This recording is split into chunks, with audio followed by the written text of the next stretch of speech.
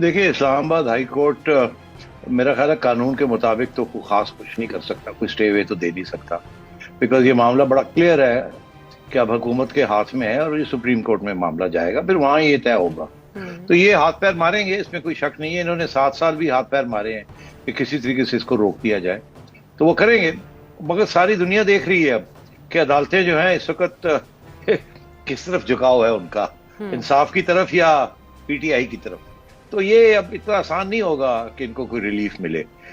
البتہ یہ میں ضرور کہوں گا کہ یہ ضروری نہیں ہے کہ گورنمنٹ تو خیر 15 دن کے اندر اندر یہ پورا محاذ بنا کے بھیج دے گی پلندہ، اور مگر یہ ضروری نہیں ہے کہ سپریم کورٹ فوراً فیصلہ کر دے گا، یا یہ بھی ضروری نہیں ہے کہ سپریم کورٹ ایسا فیصلہ کرے گا جو کہ اڑا دے گا پی ٹی آئی کو اور بالکل بین ہی کر دے گا ایک پاپولر پارٹی کو.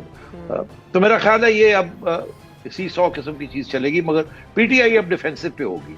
پی ٹی آئی کے سر کے اوپر ایک تلوار لٹک رہی ہوگی اور یہ کچھ عرصے کے لیے چلے گا ایسے ہی، اور خان صاحب کو بھگایا جائے گا کبھی اس عدالت میں، کبھی اس عدالت میں، کبھی ادھر کبھی ادھر. جو وہی سلسلہ ہوگا جو کہ خان صاحب نے نیب کے ذریعے اور ایف آئی اے کے ذریعے اس وقت کی اپوزیشن کو کیا تھا. لوگوں کو جیلوں میں ڈال رہے تھے، بیلیں ہو رہی تھی، یہ ہو رہا تھا، وہ ہو رہا تھا، اور سارا وقت یہی افراتفری خان صاحب نے کی ہوئی تھی. اب یہ حکومت کی کوشش ہوگی کہ پی ٹی آئی کے اوپر بھی اسی قسم کے افراتفری کریٹ کی جائے کہ بھاگو بھاگو. اور اس میں عین ممکن ہے کہ خان صاحب کو گرفتار بھی کر لیا جائے کسی نہ کسی سچویشن میں. یہ بالکل اس کو رول آؤٹ نہیں کرنا چاہیے. لیکن آپ نے سیٹھی صاحب یہ کہا تھا کہ سیاسی عدم استحکام ہو سکتا ہے جس کا نتیجے میں عمران خان صاحب کی گرفتاری ہو سکتی ہے. جمعرات کو جو احتجاج ہونے جا رہا ہے، ایسی فضا بنے گی یا آپ اس سے مختلف دیکھتے ہیں؟ نہیں، اگر خان صاحب اب کوئی بڑی اگریسو فضا بنانے کی کوشش کرتے ہیں تو میرا خیال ہے کہ جو گورنمنٹ بڑی ٹف ہوگی. اب گورنمنٹ کو بڑی اب سگنل مل گیا ہے کہ گو پڑ جاؤ.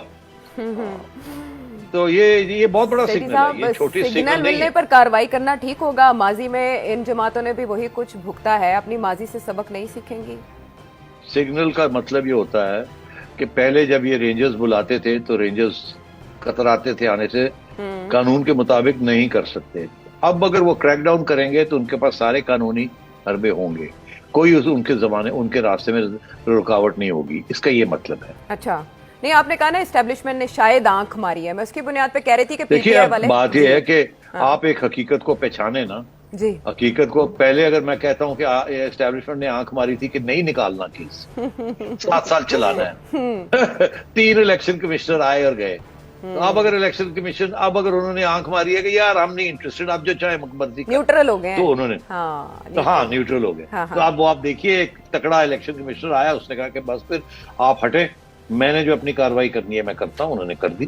اور ساتھ اب حکومت نے یہ فیصلہ کرنا ہے کہ قانون کے مطابق اس فیصلے کے اندر جو چیزیں انفارمیشن جو دی گئی ہے اس انفارمیشن کو حکومت نے کیسے استعمال کرنا.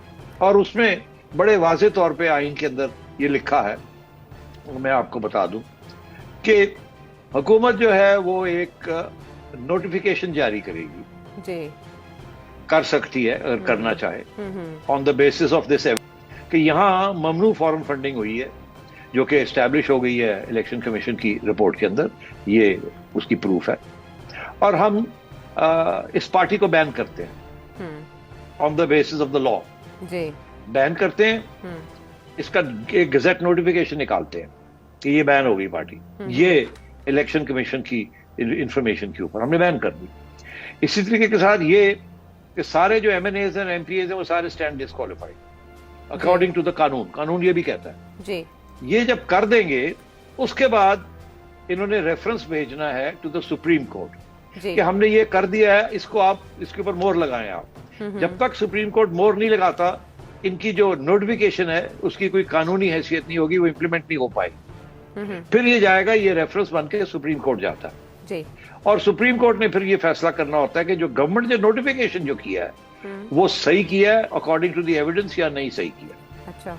اچھا، گورنمنٹ کے پاس 15 دن ہے جس کے اندر انہوں نے یہ بنا کے بھیجنا ہے ریفرنس اور نوٹیفیکیشن بھی نکالنا. گورنمنٹ ریفرنس پہلے بھیج دے، نوٹیفیکیشن بعد میں کر دے، وہ اور بات ہے. مگر آئین کے اندر یہ جو قانون ہے الیکشن کمیشن کا بڑا کلیئر ہے کہ آپ فوراً نوٹیفیکیشن ایشو کریں، گزٹ میں چھاپیں، اس کے بعد سپریم کورٹ کو ریفر کریں فار اپروول.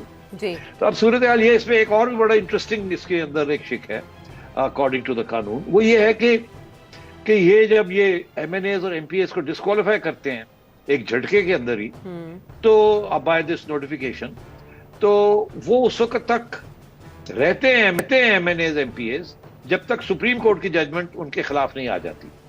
अगर सुप्रीम कोर्ट जो है वो गवर्नमेंट का रेफरेंस को एक्सेप्ट नहीं करता, तो ये जो डिस्क्वालिफिकेशन ऑफ MNAs MPAs जो है वो उसकी कोई हैसियत नहीं। अलबत्ता इसमें एक बड़ी इंटरेस्टिंग क्लॉज है, वो ये है कि अगर कोई MNA और MPA चाहे इसके दौरान, जबकि केस सुप्रीम कोर्ट में है, अगर वो चाहे और वो खुद रिजाइन कर दे प्रोविंशियल से या नेशनल से असेंबली से, और वो खुद रिजाइन कर दे, तो फिर उसके ऊपर कानून लागू नहीं होता, वो अगली इलेक्शन जो है जब भी होगी वो लड़ सकता है। मगर अगर वो सुप्रीम कोर्ट ओके कर दे उनकी डिस्क्वालिफिकेशन, तो फिर वो 4 साल इलेक्शन नहीं लड़ सकता। तो इसके साथ गवर्नमेंट के पास एक और हथियार आ गया है जी, कि अगर इसके दौरान, जबकि ये सुप्रीम कोर्ट में ये सारा केस जाएगा, अगर गवर्नमेंट चाहे तो वो MNAs और MPAs को लालच और प्रेशर डाल सकती है उनके ऊपर, इनडायरेक्टली और डायरेक्टली, कि देखिए आप तो फारग होने जा रहे हैं, ये तो पक्का केस है आपके खिलाफ, अच्छा, तो उससे बेहतर है कि आप खुद ही रिजाइन कर दें और बाद में आप इलेक्शन लड़ सकेंगे। इसका फायदा गवर्नमेंट को ये होगा कि जैसे गवर्नमेंट ने पार्लियामेंट के अंदर अभी 11 लोगों को उनकी रेजिग्नेशंस एक्सेप्ट कर ली हैं और वहां बाई इलेक्शंस होने जा रहे हैं, और गवर्नमेंट की स्ट्रेंथ पार्लियामेंट के अंदर, नेशनल असेंबली के अंदर बढ़ गई है, ताकि कल को अगर कोई ये कहे कि जी वोट ऑफ कॉन्फिडेंस लें या ये करें या वो करें, तो ये फिक्रमंद ना हो, क्योंकि उनकी जो तादाद है वो कम हो गई है। और भी ये करेंगे इसी तरीके के साथ, उनको छांटी करेंगे।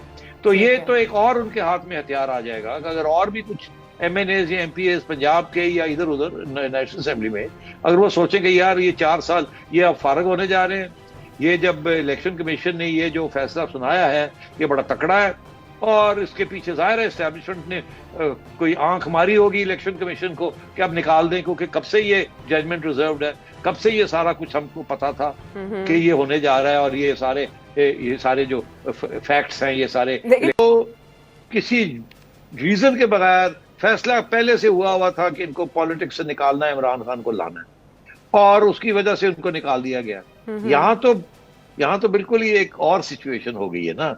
यहाँ तो सिचुएशन ये है कि इतना एविडेंस इकट्ठा हो गया है कि इन्होंने घपले जो किए हैं, तो अगर दोनों को कंपेयर किया जाए तो फिर इमरान खान नहीं बचते। अब सूरत हाल ये है कि फिर आगे क्या होगा। अच्छा, नवाज शरीफ साहब को फारग कर दिया गया, क्या इमरान खान साहब को भी फारग कर दिया जाएगा? तो फिर अगर फारग कर दिया गया नवाज शरीफ साहब को और इमरान खान साहब को, नवाज शरीफ साहब के पीछे तो मरियम भी है और शहबाज साहब भी है, एक पार्टी है, वो बिल्कुल कोई इशू नहीं है उनके लिए। ठीक है, मगर इलेक्शन होगी तो इशू बनेगा, नवाज शरीफ साहब की शमूलियत जरूरी होगी। मगर इमरान के पीछे तो है ही कुछ नहीं, ना असद उमर चला सकता है, ना कोई और इस पार्टी को चला सकता है। शाह महमूद कुरैशी साहब भी नहीं?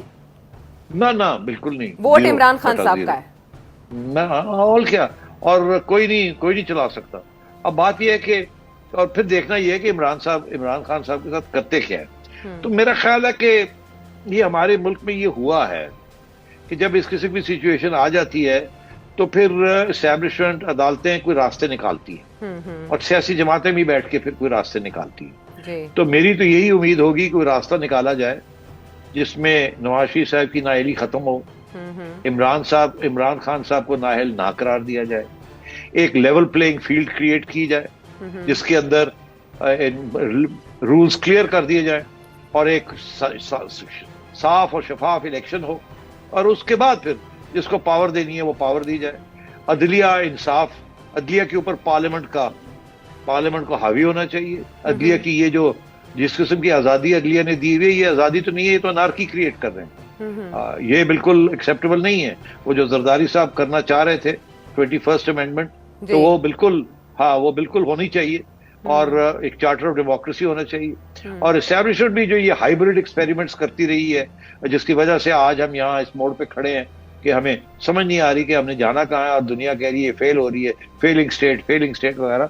अब अपनी एस्टैब्लिशमेंट को भी पीछे हटना चाहिए, और ये सियासतदानों को भी ये समझना चाहिए कि اسٹیبلشمنٹ کے پاس اور جوڈیشری کے پاس نہیں بھاگنا چاہیے اپنے مسائل حل کرنے کے لیے.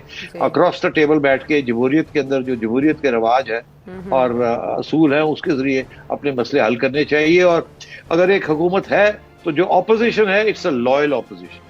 یہ نہیں ہے کہ it's a hostile opposition, it's a loyal opposition. Opposition کو اس پارلیمنٹری سسٹم کے اندر جو ان کو جو حیثیت دی گئی ہے وہ یہ دی گئی ہے کہ you are the government in waiting. آپ اگلی حکومت آپ نے بنانی ہے, اس لیے ان کی ایک لیجیٹمیسی ہے قانونی طور پہ. یہاں تو بالکل ان کو تو سمندر میں پھینکنا چاہتے ہیں. جو حکومت آ جاتی ہے اپوزیشن کو وہ کہتی ہے سمندر میں پھینک دیں. میاں نواز شریف صاحب ایک زمانے میں محترمہ کو سمندر میں پھینکنا چاہ رہے تھے. ایک زمانے میں بے نظیر بھٹو صاحبہ ان کو ضیاء کے بچے کر کے جیلوں میں ڈالنا چاہ رہی تھی اور گرفتاریاں ہو رہی تھی, اور یہی سلسلہ چلتا رہا ہے. پھر ایک وقت آیا کہ بے نظیر بھٹو صاحب اور نواز شریف صاحب نے بیٹھ کے ایک چارٹر آف ڈیموکریسی کیا, مگر وہ محترمہ کے جانے کے بعد وہ بھی چارٹر آف ڈیموکریسی نہیں چلا. تو یہ ان کی شارٹ سائٹڈنس ہے کہ یہ بھاگتے ہیں پاور لینے کے لیے اور اس کے اندر سارے جو ڈیموکریٹک پرنسپلز ہیں ان کو پاؤں نیچے دب. YouTube پر گوگلی ٹی وی دیکھنے کے لیے youtube.com کی سرچ بار میں گوگلی ٹی وی ٹائپ کریں. گوگلی ٹی وی کے پیج پر سرخ رنگ کے سبسکرپشن والے بٹن پر کلک کرنا نہ بھولیے. YouTube پر اپلوڈ ہونے والی ویڈیو سے باخبر رہنے کے لیے بیل آئیکن پر کلک کیجیے. آپ کو ہر نئی آنے والی ویڈیو کے بارے میں نوٹیفیکیشن موصول ہو جائے گا.